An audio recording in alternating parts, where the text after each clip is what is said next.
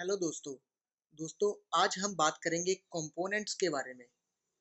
दोस्तों, कंपोनेंट्स किसी भी एंगुलर एप्लीकेशन का बेसिक बिल्डिंग ब्लॉक्स होते हैं।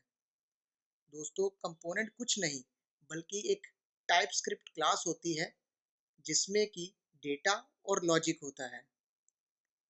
दोस्तों, कंपोनेंट के साथ एक HTML टेम्पलेट होती है जो कि ब्राउज़र में या वेब पेज में रेंडर होती है। तो दोस्तों, जैसा कि हमने बात की, कंपोनेंट्स तीन चीज़ों से बना है: टेम्पलेट, डेटा और सिलेक्टर। दोस्तों, सिलेक्टर एक ऐसा कीवर्ड होता है जिसकी हेल्प से हम कंपोनेंट को अपनी एप्लीकेशन में यूज़ कर सकते हैं। तो दोस्तों, जैसा कि आपके सामने अभी कोड है, पहले दोस्तों हम मैन्युअली तरीके से कंपोनेंट बना के देखते हैं। उसके लिए दोस्तों हमें ऐप जो फ़ोल्डर है, वो हमारे प्रोजेक्ट का रूट फ़ोल्डर होता है, जिसके आगे हम सारे कंपोनेंट्स को डिफ़ाइन करते हैं। तो दोस्तों सबसे पहले हम एक फ़ोल्डर क्रिएट करेंगे। जैसे मान लीजिए कि मेरे को एक कंपोनेंट क्रिएट करना है जिसका नाम मैं बुक रख रहा हूँ। दोस्तों, इसके अंदर मैं एक टाइपस्क्रिप्ट क्लास क्रिएट करूँगा, जिसका मैं नाम रखूँगा book.component.ts, क्योंकि ये एक टाइपस्क्रिप्ट क्लास है। तो दोस्तों, जैसा कि मैंने बताया था कि कंपोनेंट एक टाइपस्क्रिप्ट क्लास होती है, तो हम यहाँ पर एक क्लास को एक्सपोर्ट करेंगे।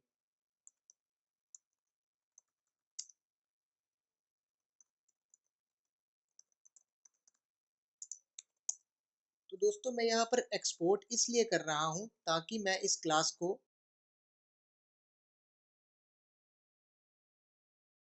और कहीं पे यूज़ कर सकूँ। तो दोस्तों, हमें पता है कि कंपोनेंट एक टाइपस्क्रिप्ट क्लास है, लेकिन एंगुलर को कैसे पता चलेगा कि ये क्लास जो है वो कंपोनेंट है? तो दोस्तों, जवाब है with the help of decorators. तो दोस्तों, हम यहाँ पर एक डेकोरेटर डिफाइन करेंगे।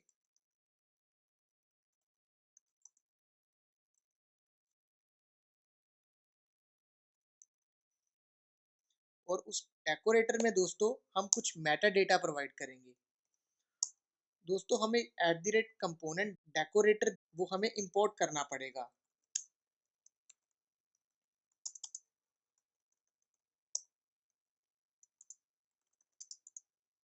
दोस्तों, हम कंपोनेंट को एट एंगुलर कोर से इंपोर्ट करेंगे। दोस्तों, जो पहली प्रॉपर्टी है वो सिलेक्टर होती है।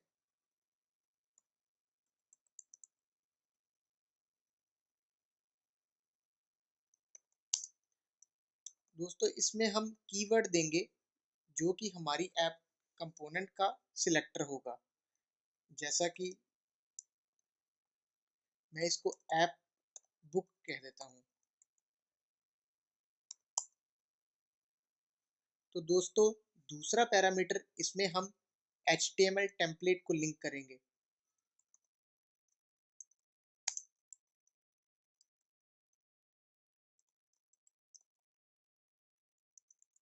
तो दोस्तों, जैसा कि आप देख सकते हैं कि मैंने टेम्पलेट यूआरएल में एक यूआरएल दिया है। मैंने एक फ़ाइल को रेफ़रेंस दिया है, लेकिन ये फ़ाइल अभी तक एग्ज़िस्ट नहीं करती। तो दोस्तों, चलिए पहले इसको क्रिएट कर लेते हैं।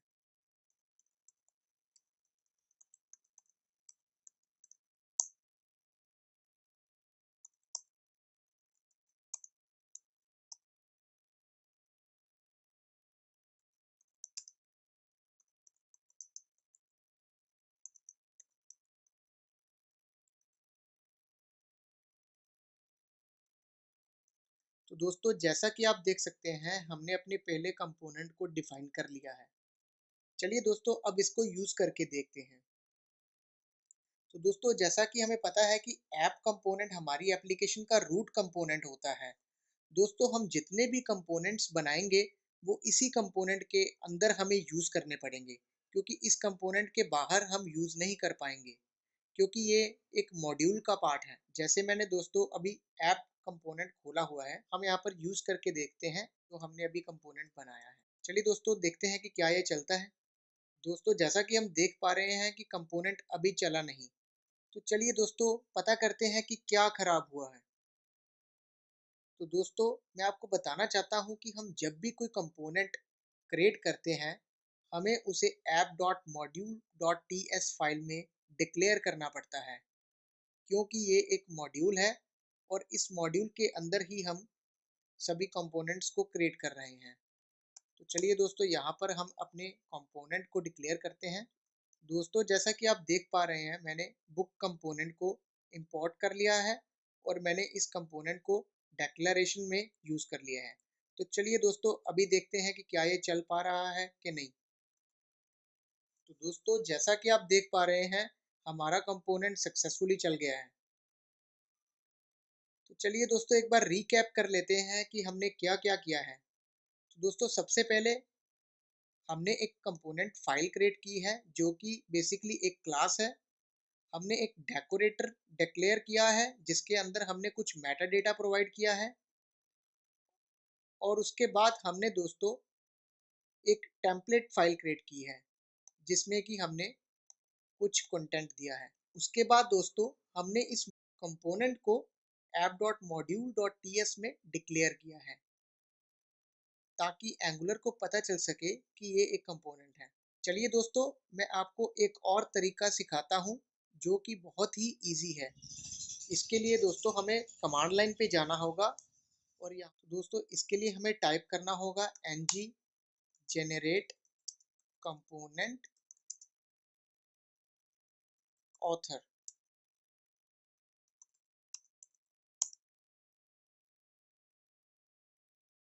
दोस्तों CLI ने ऑटोमेटिकली एक कंपोनेंट क्रिएट कर दिया है। चलिए डायरेक्टरी स्ट्रक्चर में जाके देखते हैं कि इसने क्या क्या चेंजेस किए हैं। तो सबसे पहले दोस्तों जैसा कि हम देख सकते हैं, इसने एक फोल्डर क्रिएट कर दिया है और उसके अंदर इसने 4 फाइल्स क्रिएट की हैं। दोस्तों author.component.spec.ts फाइल को अभी के लिए डिलीट कर देते हैं क्योंकि ये एक टेस्ट फाइल होती है जिसको कि अभी हम डिस्कस नहीं करेंगे, लेकिन लेटर ऑन इस पे चर्चा करेंगे।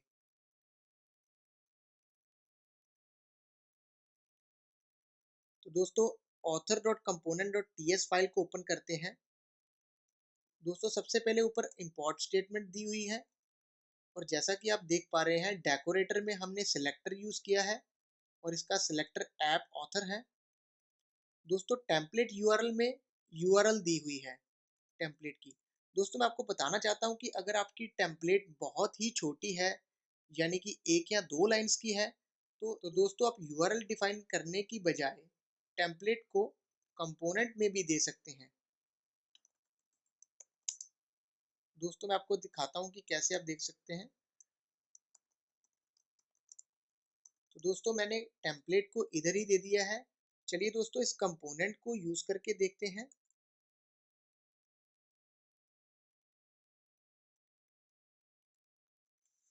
तो दोस्तों जैसा कि आप देख पा रहे हैं कि ये कंपोनेंट चल गया है।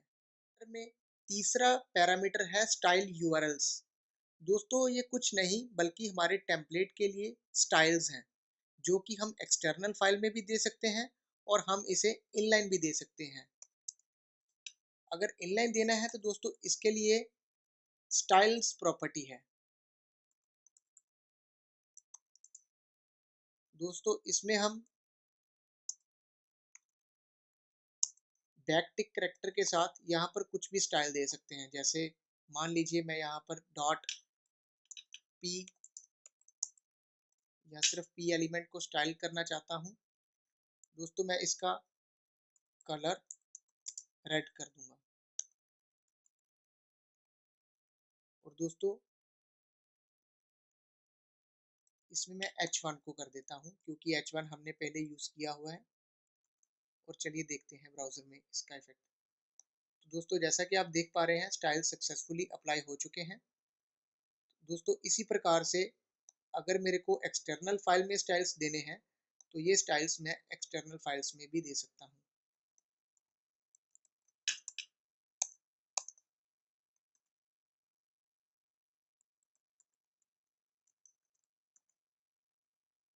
तो दोस्तों जैसा कि आप देख सकते हैं स्टाइल सक्सेसफुली अप्लाई हो गए हैं। तो दोस्तों अगले वीडियो में हम देखेंगे कि डेटा कैसे डिफाइन करना है और इसको टेम्पलेट में कैसे दिखाना है। तो अभी के लिए बस इतना ही। मेरे साथ इस वीडियो में बने रहने के लिए धन्यवाद। मिलते हैं अगले लेक्चर में।